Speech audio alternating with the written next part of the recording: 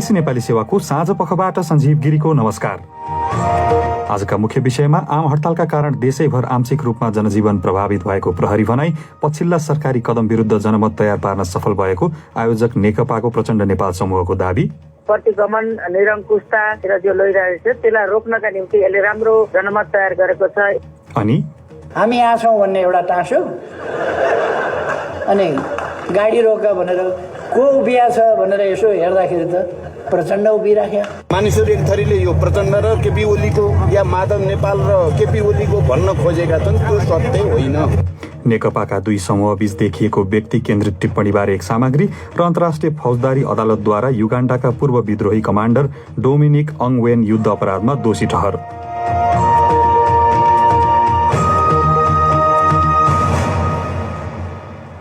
तर सुरुमा आजका प्रमुख विश्व समाचार।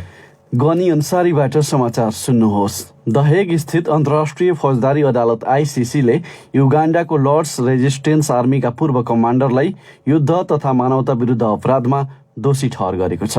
हत्या, यातना, बलात्कार तथा यौन दासत्व सहित 61वटा अभियोगमा डोमिनिक ओङ्गवेनलाई न्यायाधीशहरूले दोषी पाएका हुन्। आइसिसीबाट दोषी ठहर हुने एलआरएका उनी पहिलो सदस्य हुन्। विद्रोही समूहको नेतृत्वदायी भूमिकामा पुग्नु अघि ओङ्गवेन अपहरणमा परि बाल सैनिक बन्न पुगेका थिए। बीबीसी संवाददाता एन्ड्रयू हार्डिङ भन्छन्, आइसिसीका न्यायाधीशहरूले पूर्व कमान्डर ओङ्गवेनले बाल्यकालमा झेलेको दुःखको बदलामा ठूलो भएपछि गरेका अपराधको जिम्मेवारीमा उनलाई उन्मुक्ति दिन सकिँदैन भनेका छन्। बीबीसी संवाददाता एन्ड्रयू हार्डिङ स्वतन्त्र रूपमा र कुनै दबाव बिना आफूहरूले फैसला गरेको न्यायाधीशहरूले बताएका छन्। दोषी ठहर भएका ओङ्गवेनले आजीवन कारावासको सजाय पाउन सक्छन्। बेल्जियमको एउटा अदालतले फ्रान्समा सन् 2018मा निर्वासित हजारौं इरानीको एउटा र्यालीमा बम विस्फोट गराउने षड्यन्त्र गरेको अभियोगमा इरानका एक कूटनीतिज्ञलाई 20 वर्ष जेल सजाय सुनाएको छ। भियनामा रहेका बेला कूटनीतिज्ञ असादुल्लाह असादीले इरानी सतलाई सघाएको अदालतले ठहर गरेको छ। प्रहरीका अनुसार बेल्जियमको एक दम्पतिलाई असादीले विस्फोटक पदार्थ भएको एउटा प्याकेट दिएका थिए। विस्फोटको योजना विफल तुल्याइएको थियो। बीबीसी संवाददाता साइमन पोन्सफोर्ड भन्छन्, तेहरानमा सन् 1979मा भएको क्रान्तियता कुनै पनि युरोपेली सरकारले इरानी अधिकारीमाथि आतंकवादी आक्रमणको आरोपमा मुद्दा चलाएको यो पहिलो घटना हो। बीबीसी संवाददाता साइमन पोन्सफोर्ड। राजदूतहरू, पश्चिमा राजनीतिज्ञहरू तथा डोनाल्ड ट्रम्पका वकिल रुडी जुलियानी लगायतले त्यो र्यालीमा सहभागिता जनाएका थिए। ब्राजिलको खानी कम्पनी भेल 2 वर्ष अघि 270 जनाको मृत्यु हुने गरी भएको एउटा घटनाका लागि $7 अर्ब क्षतिपूर्ति स्वरूप तिर्न सहमत भएको छ। ब्रुमुदिनियो बाँध भत्किँदा त्यस्तै ठूलो मात्रामा फलाम खानीबाट निस्केको फोहोर तथा हिलो बगाएको थियो। भेल र मिनाज जेराइस राज्यबीच मृतकका आफन्त तथा बाँच्न सफल मानिसहरूलाई क्षतिपूर्ति दिन सहमति भएको हो। 1 वर्ष अघि ब्राजिलका अभियोजनकर्ताहरूले कम्पनीका प्रमुख कार्यकारी लगायत विरुद्ध हत्याको अभियोग लगाएका थिए। तपाईँ बीबीसी नेपाली सेवाको साँझ पख सुनिरहनु भएको छ। चीनको सरकारी टेलिभिजनले युकेमा प्रसारण अनुमति खारेज गरिएको जनाएको छ। अंग्रेजी भाषाको चिनिया टेलिभिजन च्यानल CGTN-लाई आफ्ना सामग्रीमाथि सम्पादकीय नियन्त्रण नरहेको पाइएको प्रसारण अनुमति पत्र हेर्ने युकेको नियामक निकायले उल्लेख गरेको छ। त्यसबाट प्रसारण सम्बन्धी ब्रिटिस नियमहरूको उल्लङ्घन भएको उसले जनाएको छ। सैन्य कू गरिएको चौथो दिन म्यानमारमा धेरैका लागि सूचनाको एकमात्र स्रोतका रूपमा रहेको सामाजिक सञ्जाल फेसबुक बन्द गराइएको छ। स्थिरता कायम गर्न भन्दै कैयौं दिनका लागि सो सामाजिक सञ्जाललाई बन्द गराइएको सैन्य अधिकारीहरूले बताएका छन्। संयुक्त राष्ट्रसङ्घका महासचिव एन्टोनियो गुटेरसले सोमबार म्यानमारमा भएको कू विफल हुने सुनिश्चित पार्न विश्व समुदायलाई आह्वान गरेका छन्। चुनावलाई उल्ट्याउनु अस्वीकार्य भएको बताउँदै उनले कू गर्नेहरूलाई देशमा शासन गर्ने तरिका यो होइन भनेर बुझाउनै पर्ने उल्लेख गरेका छन्। र अन्तर्राष्ट्रिय रेड क्रसले गरिब देशहरूलाई कोरोना भाइरसको खोपमा सघाउने बारे आफ्नो योजना सार्वजनिक गरेको छ। खोपमा विश्वको ठूलो हिस्साको पहुँच नभए कोरोना भाइरस फैलिने क्रम जारी रहने उसले चेतावनी दिएको छ। $11 करोड बराबरको योजना सबैभन्दा बढी जोखिममा रहेका समुदायहरूप्रति लक्षित छ। गरिब देशहरूलाई कोरोना भाइरस खोपका लाखौं मात्रा उपलब्ध गराउने कार्यक्रम रहेको विश्व स्वास्थ्य संगठनलाई रेड क्रसले बन्दोबस्तीका सामानमा सहयोग गर्नेछ। यो बीबीसी नेपाली सेवा हो।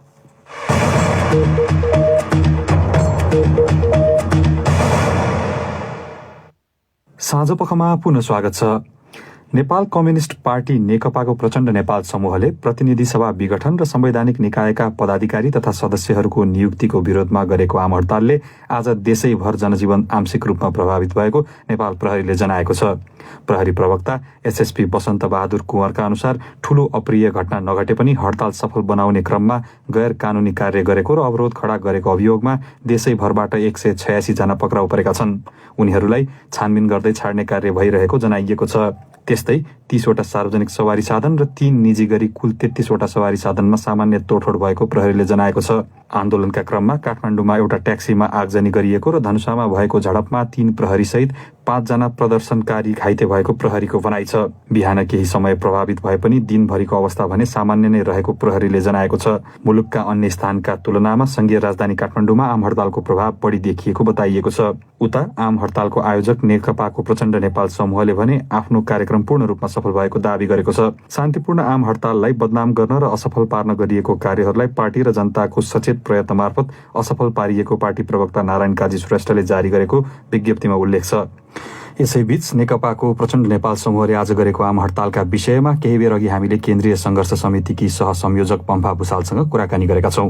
सुरुमा हामीले उनलाई शान्तिपूर्ण अनि स्वैच्छिक भनिएको आम हडतालमा सवारी साधनमाथि आगजनी गर्नुपर्ने अवस्था किन आयो भनेर प्रश्न गरेका थियौं। त्यो चाहिँ हाम्रो थिएन।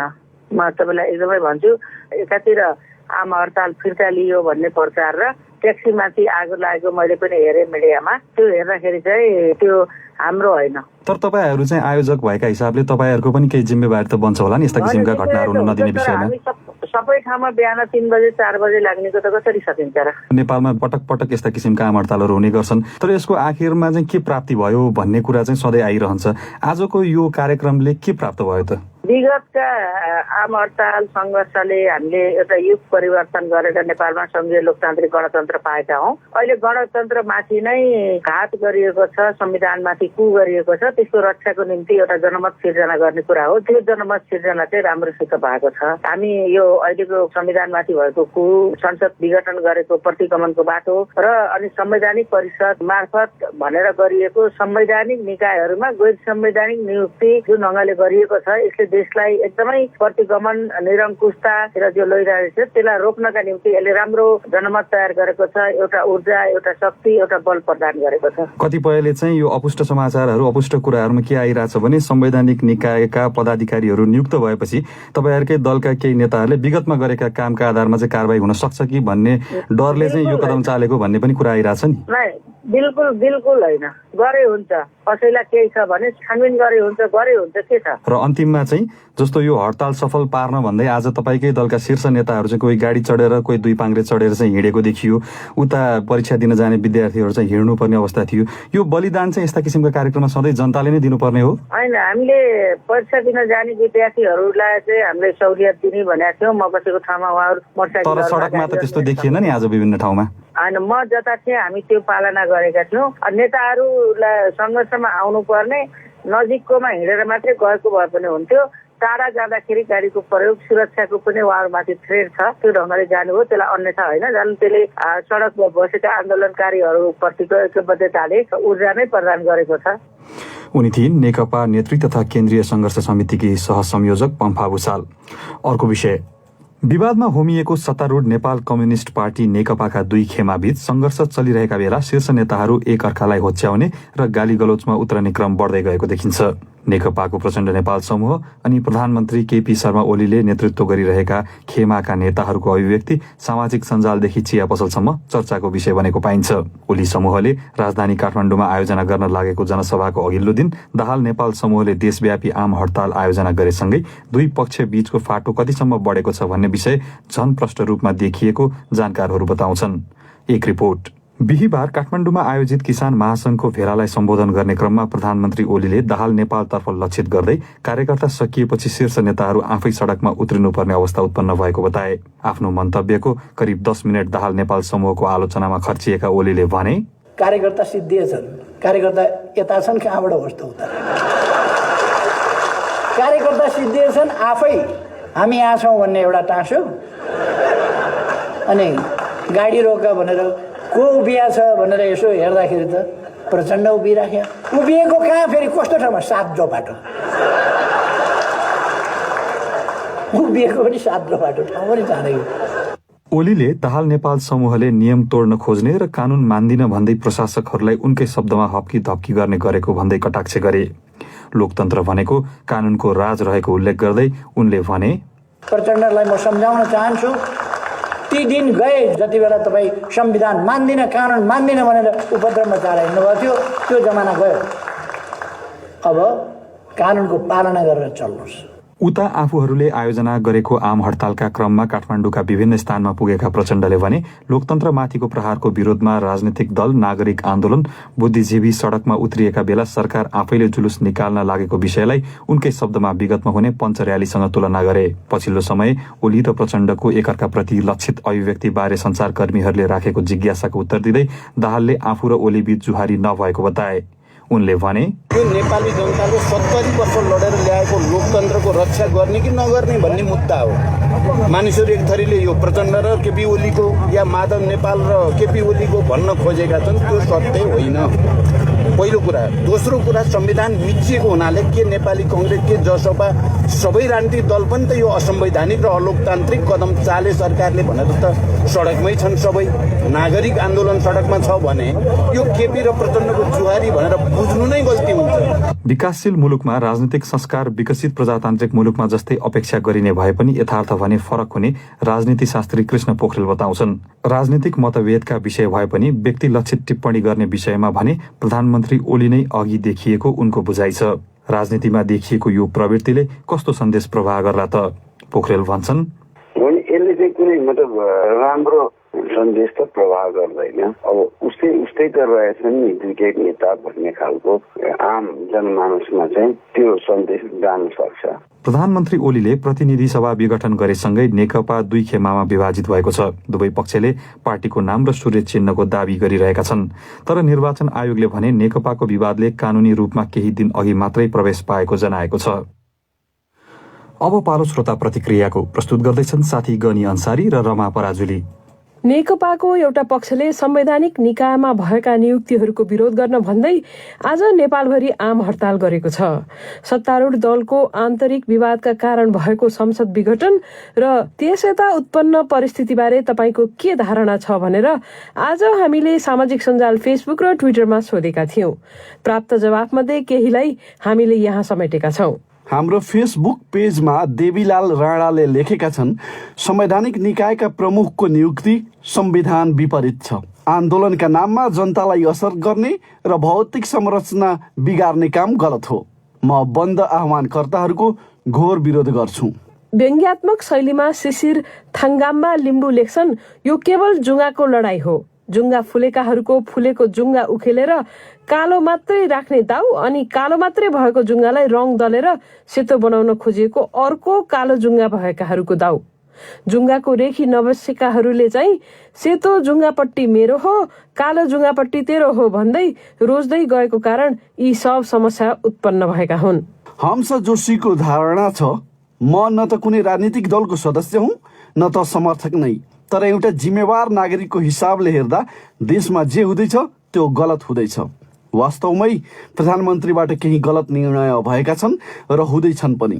सत्तामा म मात्र छु र मैले भनेको सबैले मान्नुपर्छ भन्ने गलत धारणा उनको मस्तिष्कमा बसिरहेको छ र अन्य नेता पनि कुर्सीका लागि जे पनि गर्न पछि नपर्ने भएकाले यो स्थिति सिर्जना भएको हो। यस्ता बन्द हडतालले हुने खानेलाई त खासै असर नपर्ला, तर दिनभरि काम गरी बेलुका गुजारा टार्नेहरूको स्थिति के होला? यसतर्फ विचार किन पुर्याउँदैनन् होला? त्यसैले बन्दको विकल्प खोजौं। विनोद गौतमले लेखेका छन्, बन्द कुनै पनि समस्याको समाधान होइन। राजनीतिक दलहरूले पहिले आफैले सामूहिक रूपमा आम हडताल नगर्ने प्रतिबद्धतालाई आफै लत्याउनु किमार्थ जनताको हितमा छैन। लाखौं परीक्षार्थी, मजदुर र गरी खाने वर्गको अधिकारको मौलिक हक उल्लङ्घन गरिएको हडताल जतिको जनविरोधी काम अरू हुनै सक्दैन। दयाराम सापकोटाको धारणा छ, यो केही होइन, केवल सत्ताको लडाई हो। पछि यदि सत्तामा पुग्न सकेनन् भने फेरि मिल्नेछन्, किनकि हिजो पार्टी एकीकरण पनि देश बनाउनका लागि थिएन। विमल पौडेलले लेखेका छन्, कुनै पार्टी वा पक्ष भएर हेर्दा वा सोच्दा नाफा घाटाको सवाल होला, तर हामी नागरिकको दृष्टिकोणले हेर्दा स्थिति भयावह लाग्दैछ। देशको पद्धति र विकासको गति उल्टो गतिमा हिँडिरहेको छ। ट्विटरमा रेशम राजको मत छ, यो सत्ताको स्वाद पनि कति खतरनाक होला। हिजो मिलिजुली भागभण्डा चलुन्जेल सबै एकअर्काको प्रशंसामै मग्न थिए। आज स्वार्थ मिलेन र गाली गलौजको प्रतिस्पर्धा छ, त्यसको पनि कुनै सीमै छैन। अब पालो केही अन्तर्राष्ट्रिय विषयको। अन्तर्राष्ट्रिय फौजदारी अदालत आइसिसीले युगाण्डाका पूर्व विद्रोही कमान्डर डोमिनिक अङ्गवेनलाई युद्ध अपराधमा दोषी ठहर गरेको छ। त्रसित देखिएका लर्ड्स रेजिस्टेन्स आर्मी LRA का यी पूर्व कमान्डर अन्तर्राष्ट्रिय फौजदारी अदालतमा हाजिर हुने सो समूहका पहिलो सदस्य हुन्। BBC विवरणमा आधारित रिपोर्ट सुनौ गनी अन्सारीबाट। मानवता र युद्ध अपराध सम्बन्धी 70 वटा अभियोगमध्ये 61 वटामा आइसिसीले उनलाई दोषी पाएको हो। आन्तरिक रूपमा विस्थापित भएका मानिसहरू बस्दै आएका 4 वटा शिविरमाथि सन् 2004 मा गरिएका आक्रमणसँग सम्बन्धित अभियोगहरू छन्। पूर्व विद्रोही कमान्डर ओङ्गवेनले आजीवन कारावासको सजाय पाउन सक्छन्। पीडित र पीडक दुवैका रूपमा उनी उपस्थित भएपछि आइसिसीका लागि मुद्दा पेचिलो बन्न गएको थियो। सानो छँदा आफूलाई बाल सैनिक बनाउनका लागि LRAले अपहरण गरेको र बाल सैनिक हुँदै पछि समूहका कमान्डर जोसेफ कोनिका उपकमान्डर बनेको उनले बयान दिएका छन्। तर आइसिसीको आदेश सुनाउँदै एक न्यायाधीशले भने उनी दोषी रहेको कुरा कुनै जायज शंका बिना प्रमाणित भएको छ। हत्या, यातना, बलात्कार तथा यौन दासत्व सहितका अभियोगमा ओङ्गवेन दोषी पाइएका हुन्। आइसिसीले सन् 2005 मा ओङ्गवेन विरुद्ध पक्राउ पूर्जी जारी गरेको थियो। सन् 2015 मा उनले सेन्ट्रल अफ्रिकन रिपब्लिकमा आत्मसमर्पण गरे र द हेगमा 3.5 वर्ष चलेको मुद्दाको सुनवाई गत मार्चमा सकिएको थियो। गनी अन्सारी। एउटा पछिल्लो अध्ययनमा हाल नेपाल लगायत कैयन देशहरूमा प्रयोग भइरहेको अक्सफोर्ड आस्ट्राजेनेका खोपले कोभिडको गम्भीर बिरामी मात्र नभई संक्रमण पनि रोक्ने देखिएको छ। अर्थात् उक्त खोपको प्रयोगले कोरोना भाइरसको संक्रमणमा उल्लेखनीय गिरावट आउन सक्ने वैज्ञानिकहरूले बताएका छन्। BBC विवरणहरूमा आधारित रिपोर्ट सुन्नुहोस् रमा पराजुलीबाट। महामारीको भविष्यबारे धेरै विषय अज्ञात रहेका बेला उक्त खोपले संक्रमणमा समेत असर पारेको देखिएपछि यसले अब महामारीलाई नियन्त्रण गर्न सघाउन पुग्ने विश्वास गरिएको छ। संक्रमण रोक्न सफल हुनु निकै महत्वपूर्ण मानिन्छ। यदि खोपले केवल गम्भीर रोगबाट मात्र जोगाउँछ तर खोप लगाएका व्यक्तिले अझै भाइरस अरूलाई सारिरहन सक्छन् भने सबैजनाले खोप नलगाएसम्म पूर्ण सुरक्षा प्राप्त हुँदैन। तर यदि खोप लगाएपछि उक्त व्यक्तिले भाइरस सार्न पनि सक्दैन भने त्यसले अप्रत्यक्ष रूपमा खोप नलगाएका व्यक्तिहरू पनि सुरक्षित हुन पुग्छन्। यसो हुँदा महामारी नियन्त्रणमा ठूलो सफलता प्राप्त हुन सक्छ। अक्सफोर्ड विश्वविद्यालयले गरेको अध्ययनमा सहभागीहरूलाई हरेक हप्ता भाइरस रहे नरहेको बारे परीक्षण गरिएको थियो। सो अध्ययनमा खोपको 2 मात्रा प्राप्त गरेका व्यक्तिहरूमा परीक्षणमा भाइरस देखिने आँकडा आधाले घटेको पाइयो। यो आँकडाले के देखाउँछ भने खोपले संक्रमणलाई घटाउन पनि उल्लेखनीय प्रभाव पारिरहेको छ, अध्ययनमा उल्लेख छ। साथै उक्त खोपको एकै मात्राको प्रयोगले पनि मानिसहरूलाई कोभिडबाट राम्रो सुरक्षा प्रदान गरेको हालसम्म अप्रकाशित उक्त अध्ययनमा देखिएको छ। पहिलो मात्रा लिइसकेपछिको 3 महिनासम्म पनि उक्त खोप 76% प्रभावकारी रहेको पाइएको छ। युकेले सकेसम्म धेरै मानिसलाई चाँडो खोप लगाउन भन्दै पहिलो मात्रा लगाइहाल्ने कार्यलाई प्राथमिकता दिएको थियो। यसले धेरै मानिसहरूलाई केही सुरक्षा दिएर ज्यान जोगाउँछ भन्ने ठानिएको थियो। तर यसो गर्दा खोपको दोस्रो मात्रा प्राप्त गर्न मानिसहरूले 3 महिनासम्म कुर्नु परेको छ। यो अध्ययनमा युके, दक्षिण अफ्रिका तथा ब्राजिलका 17,000 मानिस सामेल थिए। अध्ययनमा एकै मात्राले पनि सो 3 महिनाको अवधिसम्म 76% सुरक्षा प्रदान गरेको पाइयो। 2 मात्रा लिनेहरूको हकमा सुरक्षा प्रभावकारिता 82% रह्यो। अक्सफोर्ड भ्याक्सिन ट्रायलका प्राध्यापक एन्ड्रु पोलार्ड भन्छन्, यस आँकडाले सरकारको एकै मात्रा पहिले धेरैलाई दिने नीतिको समर्थन गरेको छ। यसबीच फ्रान्सले भने अक्सफोर्ड खोपलाई 65 वर्षभन्दा माथिका उमेरका व्यक्तिमा नलगाउने निर्णय गरेको छ। बढी उमेरका व्यक्तिमा खोपको प्रभावकारिता बारे पर्याप्त आँकडा उपलब्ध नभएको भन्दै उसले सो निर्णय गरेको जनाइएको छ। फेरि नेपाल। बाँकेको खजुरास्थित सुशील कोइराला प्रखर क्यान्सर अस्पतालले शल्यक्रिया सेवा सुरु गरेपछि पश्चिम नेपालका बिरामीलाई सहज भएको छ। महायज्ञ सञ्चालन गरेर स्थानीय बासिन्दाकै सक्रियतामा स्थापना गरिएको खजुरा क्यान्सर अस्पतालमा वरिष्ठ चिकित्सक तथा महिला क्यान्सर रोग विशेषज्ञले शल्यक्रिया सेवा दिइरहेको अस्पतालले जनाएको छ। अस्पतालमा आउने बिरामी मध्ये महिलाहरूमा पाठेघरको मुखमा क्यान्सर बढी देखिएको चिकित्सकहरू बताउँछन्। खजुरा क्यान्सर अस्पतालले सर्जरी सेवा विस्तार गरेसँगै क्यान्सरको शंका भएका बिरामीलाई परीक्षण र उपचारका लागि चितवन, काठमाडौँ र भारत जानुपर्ने बाध्यता हट्दै गएको बताइन्छ। सुनौ नेपालगञ्जबाट बिमला चौधरीको रिपोर्ट।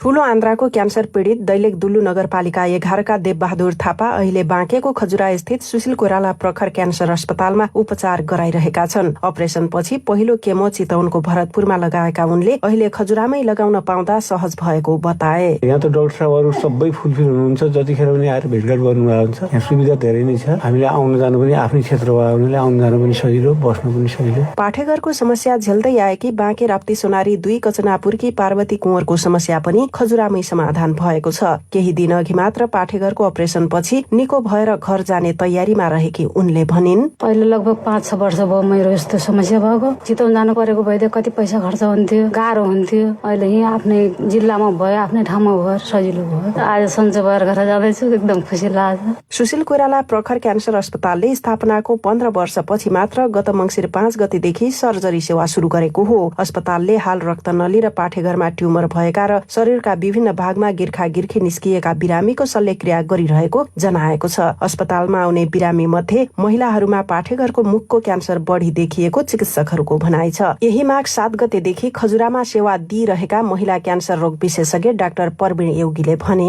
वास्तवमा भन्नुपर्दा यो हाम्रो सुदूरपश्चिम मध्यपश्चिमको भेगमा असाध्यै पाठेघरको मुखको क्यान्सर एकदमै छ। म 7 गते आएदेखि हाम्रोमा हाराहारी 9-10 वटा क्यान्सरकै केसहरू डायग्नोस भइसक्यो। त्यसमध्ये पाठेघरको मुखको क्यान्सर चाहिँ 4-5 वटा, 2टा डिम्बाशयको क्यान्सर, एउटा चाहिँ पाठेघरको क्यान्सर। महिलाहरूमा पाठेघरको क्यान्सर बढी हुनुको कारण बारे महिला क्यान्सर रोग विशेषज्ञ डाक्टर योगीको भनाइ यस्तो छ। जस्तै हाम्रो सानै उमेरमा धेरै बच्चा पाउने, सानै उमेरमा बिहे गर्ने, अनि आफ्नो पर्सनल हाइजिनहरू मेन्टेन नगर्ने, समय समयमा हरेक वर्ष स्तन जचाउने, पाठेघरको मुखको पानीहरू जाँचहरू गर्ने, त्यो सुविधा सायद नभएर पनि होला अथवा जनमानसमा यसको ज्ञान नभएर पनि होला। अब त्यसले गर्दा हामी अलिकति पछाडि परिरहेको छ। अस्पतालमा हाल क्यान्सरका बिरामीको संख्या न्यून रहेकाले जनरल सर्जरी, जनरल फिजिसियन लगायतका अन्य सेवा पनि दिइरहेको अस्पतालले जनाएको छ। तर पछिल्लो दिनमा यसअघि चितवन र काठमाडौँमा उपचारपछि खजुरामै केमोथेरापी सेवा लिन आउने बिरामीको संख्या बढ्दै गएको अस्पतालका निर्देशक डाक्टर कृष्ण आचार्यले बताए। हामी कहाँ पाठेघरको मुखको क्यान्सर भएका बिरामीहरू पनि 15-20 जनाले सेवा लिइराख्नु भएको छ केमोथेरापी सेवा। अहिलेसम्म 35 जनाको सर्जरी भइसकेको अवस्था छ। 35 वटा मध्ये 31 वटा चाहिँ इन्टरमिडिएट र माइनर सर्जरी थियो भने 3 वटा चाहिँ मेजर सर्जरी सुरु भइसकेको छ। महायज्ञ सञ्चालन गरेर स्थानीयकै सक्रियतामा स्थापना गरी सरकारलाई हस्तान्तरण गरेको यो नै नेपालको पहिलो क्यान्सर अस्पताल मानिन्छ। यो नेपाल सरकारको पूर्ण स्वामित्वमा सञ्चालित पहिलो अस्पताल रहेको खजुरा क्यान्सर अस्पतालका संस्थापक अध्यक्ष किस्मत कुमार कक्षपतिको भनाइ छ। अस्पतालमा हाल अपरेसन थिएटर र 10 बेडको आइसियू वार्ड सहित करिब 100 बेड तयारी अवस्थामा छन्। नेपालमा क्यान्सरकै मात्र उपचार गर्न सरकारी र निजी गरी यो सहित आधा दर्जन मात्र अस्पताल रहेको बताइन्छ। सुशील कोइराला प्रखर क्यान्सर अस्पतालले उपचार सेवा विस्तार गरेपछि लुम्बिनी, कर्णाली र सुदूरपश्चिम प्रदेशका बिरामीले सहज रूपमा उपचार गर्न पाइरहेको बताइएको छ। बिमला चौधरी, बीबीसी नेपालगञ्ज। साँझपखको अन्तिम विषय। नेपाली महिला फुटबलको स्तर उकास्ने भन्दै एउटै टोलीसँग 2 पटक खेलिने डबल लिग फुटबलको आयोजना गरिँदा खेलाडीहरू धमाधम घाइते हुन थालेका छन्। पर्याप्त अभ्यास नगरी खेलाडीहरू महिना दिनभन्दा लामो लिगमा उत्रिँदा उनीहरूमा फिटनेसको ठूलो समस्या देखिएको चिकित्सकले बताएका छन्। खेलाडीहरू घाइते भएकाले प्रतियोगिताको स्तरमा असर पर्न थालेपछि आयोजक एन्फाले समस्या समाधानको उपाय खोजिने बताएका छ। थप विवरण हाम्रा खेल संवाददाता निरञ्जन राजवंशीले तयार पारेको यो रिपोर्टमा। चन्द्रपुरकी कप्तान रोजिना श्रेष्ठ झण्डै 2 महिना खेल्न नसक्ने गरी घाइते भएको चिकित्सकहरूले बताएका छन्। टोलीका अरू 8 दर्जन खेलाडीहरू पनि घाइते छन्। सशस्त्र प्रहरी बल एफएफसँग 22 गोलको फराकिलो अन्तरले पराजित भएको उदयपुरको चौदण्डी गढी नगरपालिकाको हालत केसम्म भएको थियो भने नियमित 3 जना गोलकिपरले चोट भोग्दा स्ट्राइकर अञ्जना ठुलुङले गोल पोस्ट सम्हाल्नु परेको थियो। पहिलो पटक दोहोरो राउन्ड रोबिन लिगको आधारमा भइरहेको महिला राष्ट्रिय लिग फुटबलमा थुप्रै खेलाडीहरू यसरी नै चोटले सताइएको देखिएको छ। चन्द्रपुर नगरपालिकाका प्रशिक्षक नुरराज काफले भन्छन्, स्टार्टिङदेखि नै खेलाडी घाइते भएर चाहिँ अहिले हामीले सोचे भन्दा एकदमै नराम्रो नतिजा भोगिरहेको छौँ। लकडाउनले गर्दाखेरि 6-7 महिना घर बसे नि, त्यो ट्रेडले गर्दाखेरि चाहिँ यिनीहरूलाई केही गाह्रो भएको जस्तो मलाई पनि लागेको छ। र अब खेलाडीहरूलाई चाहिँ अलिकता 2-3 दिनको ग्यापमा खेल्न पायो भने चाहिँ अझ सहज हुन्छ कि जस्तो लाग्छ। अखिल नेपाल फुटबल संघ एन्फाले 3 विभागीय क्लब र 4 नगरपालिका बीच पहिलो पटक दोहोरो राउन्ड रोबिन लिगको आधारमा राष्ट्रिय लिगको आयोजना गरेको हो, जसमा एउटा टोलीले 12 खेल खेल्नुपर्ने हुन्छ। त्यसमा विभागीय खेलाडी बाहेक नगरपालिकाका खेलाडीहरू शारीरिक रूपमा फिट नभएकोले समस्या बढेको खेलमा संलग्न चिकित्सकहरू बताउँछन्। एन्फाका फिजियो नवीना श्रेष्ठ, ऊ साइकोलोजिकली फिट छ कि छैन, अनि मेडिकल्ली उसको मुटुमा समस्या छ कि छैन, इन्जुरिजहरू कुनै पनि छ कि छैन भनेर ऊ फिट छ, अनि त्यसपछि अर्को फिटनेस टेस्टहरू हुन्छ। सो त्यो सबै जाँच गरेर क्लबले सेलेक्ट गरिदिनु पर्यो, अनि त्यसपछि उसको लेभल कति छ त्यसपछि चाहिँ मैले बढाएर अनि बल्ल लिगमा लिएर आएको भए चाहिँ हाम्रो इन्जुरी धेरै कम पाउँथ्यो। अहिले यहाँ हेर्दा एभ्री डे 2-2 जना 3-3 जना every alternate days emergency hospital लानु परिरहेछ। हुन त एन्फाले 6 महिना लामो लिग गर्ने योजना 1 वर्ष अगाडि नै तय गरेको थियो, तर कोरोना भाइरसको महामारी फैलिएपछि कार्यक्रमको तालिका बदलियो। तर सहभागी टोलीलाई खेलको नयाँ तिथिबारे बेलैमा जानकारी गराइए पनि नगरपालिकाको तयारी भने केही कमजोर भएको एन्फाको भनाइ छ। एन्फाको महिला समितिका अध्यक्ष पेमा लामा भन्छिन्, खेलाडीहरूको गेम चाहिँ डाउन नहोस् भनेर उनीहरूलाई चाहिँ ट्रेनिङ गर्नु, गेम एनी टाइम हुन्छ, यो पेन्डेमिक जहिले रोक्छ हामी गेम स्टार्ट गर्छु भनेर। अनि मलाई लाग्छ खेलाडीहरू आफै पनि अलिकति फिटनेस चाहिँ नभएको हो कि। एन्फाका महासचिव इन्द्रमान तुलाधरका अनुसार पहिलो पटक दोहोरो लिग र नगरपालिकाको टोली समावेश गर्दा केही व्यावहारिक कठिनाइहरू भइरहेको छ। उपमेयर कप सुरु गरिहाल्नुपर्ने भएको हुँदाखेरि हामीले चाँडै सिध्याउनु पर्ने बाध्यता भयो, जसको कारणले खेलाडीहरूमा इन्जुरीको समस्याहरू आइरहेको छ। टिममै पनि अब के न्युट्रिसनका कुराहरू नमिले हो कि जस्तो नै हामीलाई लाग्छ, जसले गर्दाखेरि इन्जुरीको समस्या चाहिँ हामीलाई चुनौतीका रूपमा नै अहिले चाहिँ आइरहेछ। चोटले खेल स्तरमा पनि निकै फरक परेको देखिन्छ। चौधन्दी गढीले एउटै खेलमा 22 गोल खानु परेको त्यसको एउटा उदाहरण हो। तर अब खेलाडीहरूको चोट र फिटनेसलाई ध्यानमा राखेर केही नियम परिवर्तन गर्ने पक्षमा एन्फा देखिएको छ। महासचिव तुलाधर भन्छन्, खेलाडीहरू अत्यन्त घाइते भएका छन् भने रिप्लेस गर्ने कुराहरू हामीले सुविधा दियो भनेदेखि केही पर्फर्मेन्सहरू राम्रो हुन सक्छ। त्यो कुराहरू हामी भोलि छलफलमा लान्छौँ। त्यसपछि अब विश्रामका दिनहरू बढाउने कुराहरू हामी गर्छौँ भने त्यसपछि हाम्रा न्युट्रिसनका त्यसपछि फिजियोथेरापिस्ट डक्टरहरू छ, उहाँहरूले चाहिँ खेलाडीहरूको चोटका बारेमा केही कुराहरू चाहिँ सिकाउनुहुन्छ होइन। हामीले केही न केही चाहिँ उपलब्धिमूलक कुरा चाहिँ गर्छौँ। महिला लिगलाई नजिकबाट नियालिरहेकाहरू भन्छन्, प्रतिस्पर्धात्मक स्वरूप लिइसकेको लिगको स्तर अर्को वर्ष झन वृद्धि हुन सक्नेछ, तर त्यसमा खेलाडीहरूको फिटनेस भने मुख्य विषय हुनेछ। निरञ्जन राजवंशी, BBC काठमाडौँ। अब आजका प्रमुख विश्व समाचार संक्षेपमा। द हेग स्थित अन्तर्राष्ट्रिय फौजदारी अदालतले युगाण्डाको लर्ड्स रेजिस्टेन्स आर्मीका पूर्व कमान्डरलाई युद्ध तथा मानवता विरुद्धको अपराधमा दोषी ठहर गरेको छ। उनले आजीवन कारावासको सजाय पाउन सक्छन्। बेल्जियमको एउटा अदालतले फ्रान्समा सन् 2018मा निर्वासित हजारौं इरानीको एउटा र्यालीमा बम विस्फोट गराउने षड्यन्त्र गरेको अभियोगमा इरानका एक कूटनीतिज्ञलाई 20 वर्ष जेल सजाय सुनाएको छ। ब्राजिलको खानी कम्पनी भेल 2 वर्ष अघि 270 जनाको मृत्यु हुने गरी भएको एउटा घटनाका लागि $7 अर्ब क्षतिपूर्ति स्वरूप तिर्न सहमत भएको छ। चीनको सरकारी टेलिभिजनले युकेमा प्रसारण गर्न पाइने आफ्नो अनुमति खारेज गरिएको जनाएको छ र अन्तर्राष्ट्रिय रेड क्रसले गरिब देशहरूलाई कोरोना भाइरसको खोपमा सघाउने बारे आफ्नो योजना सार्वजनिक गरेको छ।